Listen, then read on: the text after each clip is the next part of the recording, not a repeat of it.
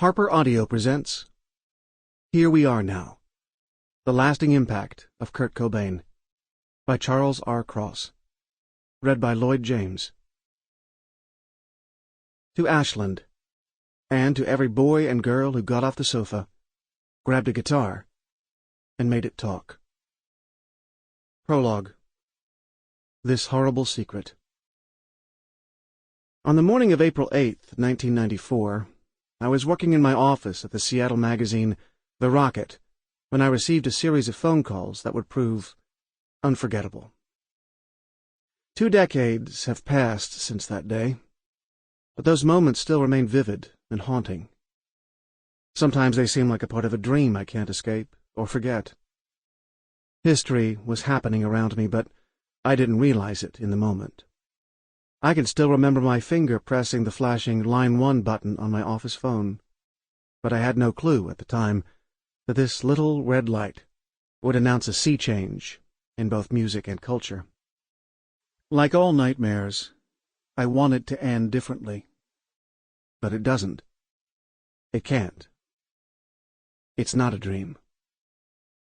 The first call to my desk that day came from radio station KXRX-FM. I occasionally did segments for them promoting local bands on the rise as the editor-in-chief of The Rocket, a Seattle music and entertainment magazine with a circulation of 100,000.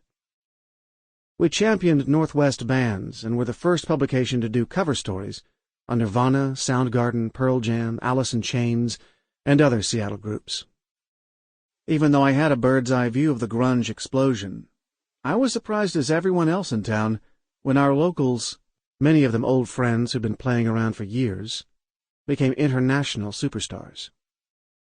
I expected this phone call to be about my next radio segment, but the tone of the DJ's voice wasn't that typical fast-talking cadence I was used to. Instead, it was somber, deliberate, slightly alarmed. "Do you think," the DJ asked, "there's a chance Kurt Cobain is dead?" At that point, early on April 8th, 1994, no one else had uttered those words. The radio station had received a phone call just moments before from a dispatcher at an electrician's office, tipping them off that one of their employees had found a body at Kurt's house. The caller had told the station, "You guys are going to owe me some pretty good Pink Floyd tickets for this." The police had just been summoned. The DJ thought that perhaps I might have some information on the identity of the body.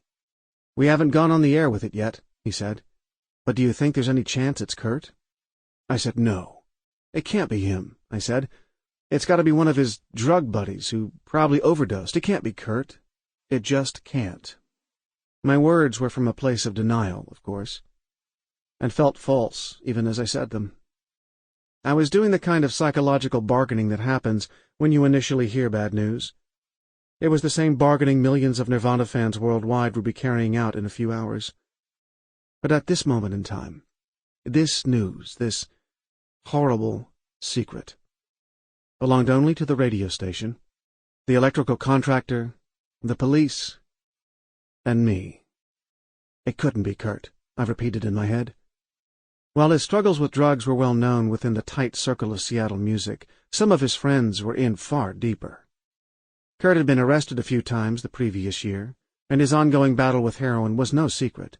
But that body, it couldn't be his, because he couldn't be gone. But he was. Not long after that phone call, KXRX went on the air with a report that a body had been found at the Cobain mansion. All at once, all 6 of our phone lines at the Rocket lit up. Members of the media were calling to ask for comment. Friends of Kurt's were calling to ask if we knew any details, and our own staff of freelancers was calling in to see if what they'd heard was true. The KXRX DJ later told me the horrible story of how Kurt's sister had phoned the station to say the body couldn't possibly be Kurt's because this was the first she was hearing about it. And news like that couldn't leak out before the family was notified. But that is exactly what happened. Kurt's family found out he was dead from a report on a radio station. I was busy making phone calls to Nirvana's publicist, mutual friends, contacts at Geffen Records and Sub Pop, anyone I knew who might have more information. Frustratingly, nobody knew anything more than I did. I was doing what any magazine editor would have done, investigating leads. Sample complete. Ready to continue?